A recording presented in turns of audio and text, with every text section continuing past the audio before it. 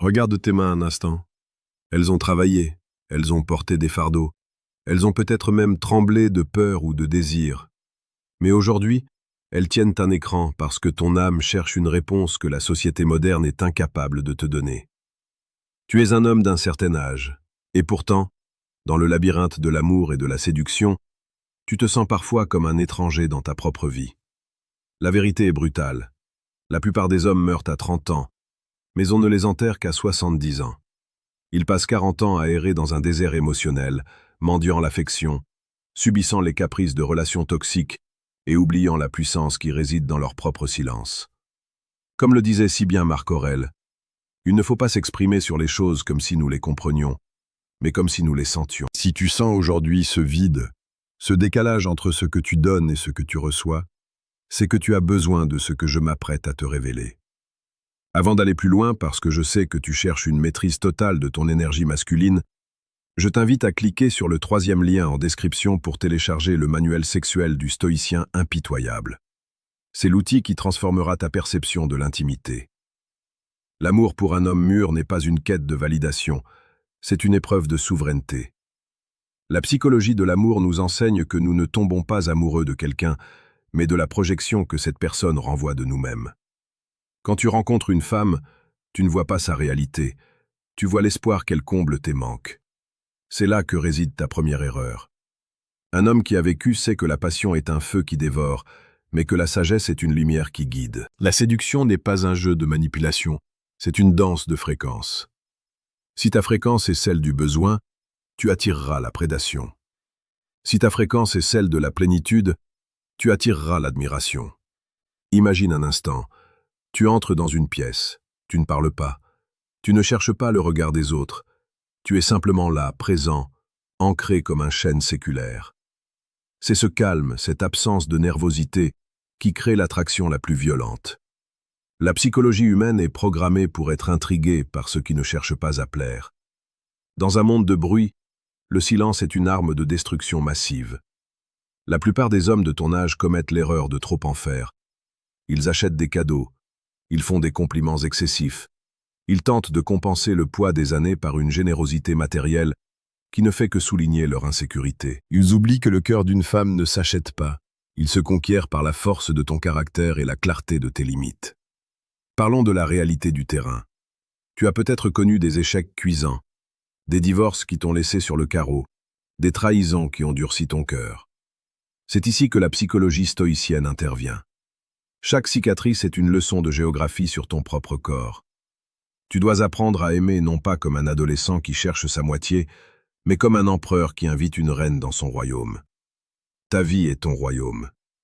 Si ce royaume est en ruine, aucune femme ne voudra y rester. Mais s'il est prospère, si tu cultives ton esprit, ton corps et ta mission de vie, elles se bousculeront à tes portes. Il est temps de comprendre un mécanisme fondamental. L'attraction est une tension entre deux pôles. Si tu te rapproches trop vite, tu annules la tension. Si tu fuis sans raison, tu romps le fil. L'art de la séduction, pour l'homme d'expérience, réside dans cette capacité à maintenir le mystère. Une femme a besoin de sentir que tu es un mystère qu'elle n'aura jamais fini de résoudre. Dès l'instant où elle pense te connaître par cœur, l'intérêt s'effondre. C'est pourquoi tu dois rester imprévisible. Non pas par jeu cruel, mais parce que ta vie intérieure est si vaste qu'une seule vie ne suffirait pas à l'explorer. Pour approfondir cette maîtrise de ton image et de ton impact sur le monde féminin, je te conseille vivement de consulter le 2e lien en description de cette vidéo pour obtenir le manuel brutal du séducteur stoïque. C'est le guide nécessaire pour ne plus jamais être celui qui subit, mais celui qui choisit. Revenons à l'essentiel. Pourquoi es-tu ici? Tu es ici parce que tu sens que le temps presse. Tu sens que chaque battement de ton cœur est un compte à rebours.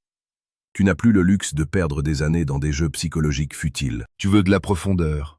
Tu veux une connexion qui transcende le simple physique. Mais pour obtenir cette profondeur, tu dois d'abord l'incarner. Tu ne peux pas demander à une femme d'être authentique si tu portes toi-même un masque de convenance. Sois brutalement honnête, sois intensément vrai. La vulnérabilité d'un homme fort est le plus puissant des aphrodisiaques. Quand tu admets tes failles sans chercher d'excuses, tu montres une force que peu d'hommes possèdent. N'oublie jamais que tu es sur la chaîne la voie de la sagesse. Ici, nous ne parlons pas de techniques de drague superficielles. Nous parlons de la reconstruction de l'homme, de la reconquête de ta dignité et de ton pouvoir d'attraction naturelle. Si cette vision résonne en toi, abonne-toi maintenant. Chaque jour, nous publions des analyses qui te permettront de naviguer dans les eaux troubles des relations modernes avec la précision d'un capitaine expérimenté. Laisse un commentaire ci-dessous avec le mot « souverain » si tu es prêt à reprendre les rênes de ta vie sentimentale. Continuons notre immersion. La psychologie de l'amour est aussi une psychologie du pouvoir. Ne nous voilons pas la face. Dans chaque interaction humaine, il y a une dynamique de force. Celui qui a le moins besoin de l'autre détient le pouvoir. C'est une vérité qui peut paraître froide, mais elle est la pierre angulaire de ton respect personnel. Si tu es prêt à tout sacrifier pour les beaux yeux d'une femme, tu ne sacrifies pas seulement ta fierté, tu sacrifies ton attractivité. Une femme veut un homme qu'elle ne peut pas totalement posséder. Elle veut un homme qui a un but plus grand que son simple plaisir à elle. Si elle devient ton seul objectif, elle deviendra ton juge et ton bourreau. Prends l'exemple de cet homme qui, après 20 ans de mariage, se retrouve seul. Il essaie de retrouver le marché de la séduction avec les codes d'il y a 2 décennies. Il échoue lamentablement. Pourquoi? Parce qu'il cherche à plaire. Il cherche à être le bon élève. Mais les femmes ne cherchent pas un bon élève, elles cherchent un maître de sa propre destinée. Elles cherchent l'odeur du danger mêlée à la saveur de la sécurité. C'est ce paradoxe que tu dois cultiver. Sois le port calme dans la tempête, mais sois aussi la tempête elle-même quand tes principes sont bafoués. La séduction à 50 ans n'est pas la même qu'à 20 ans. À 20 ans, on vend du potentiel. À 50 ans, on vend de la réalisation. Tu n'as plus besoin de prouver ce que tu vas faire, tu dois montrer qui tu es devenu. Ton visage raconte une histoire.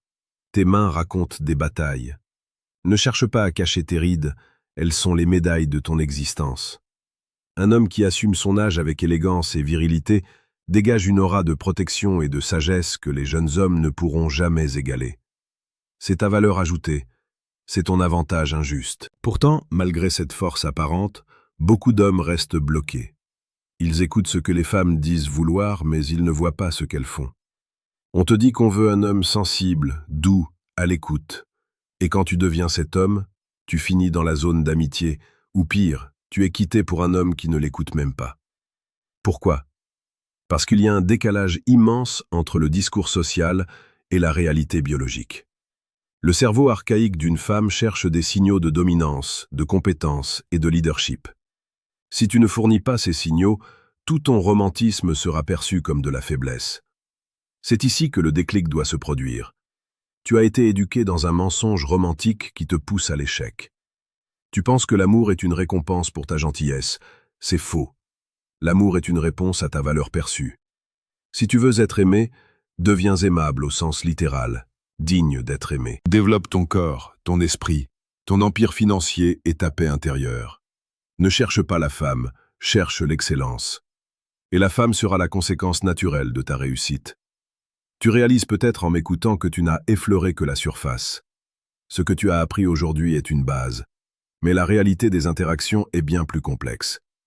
Il existe un code secret, un langage non dit derrière chaque phrase, chaque regard, chaque hésitation. Tu peux choisir de rester dans cette zone de confort, d'appliquer ces quelques conseils et de voir une légère amélioration.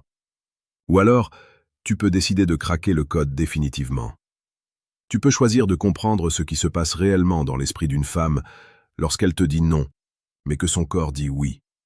Ou lorsqu'elle s'éloigne pour tester ta solidité. Si tu es fatigué d'être dans le flou, si tu veux enfin avoir une longueur d'avance et ne plus jamais être surpris par un comportement féminin, clique maintenant sur le 3e lien en description pour accéder à Décodage. Ce qu'elles disent verrait ce qu'elles pensent vraiment. Tu peux rester dans l'ignorance et continuer à deviner, ou tu peux passer au niveau supérieur et prendre le contrôle total de tes interactions.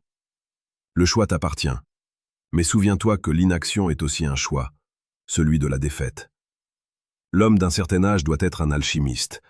Il doit transformer son plomb, ses échecs, sa fatigue, en or pur. Chaque matin, quand tu te lèves, tu devrais te demander « Comment puis-je être plus présent, plus impactant, plus vrai aujourd'hui ?» La séduction n'est pas une activité du samedi soir. C'est un état d'esprit de chaque seconde. C'est la façon dont tu tiens ton café, la façon dont tu regardes le serveur, la façon dont tu marches dans la rue. Ton corps est un message envoyé au monde. Assure-toi que ce message est clair. Je suis un homme qui se respecte, et je n'accepte rien de moins que l'excellence.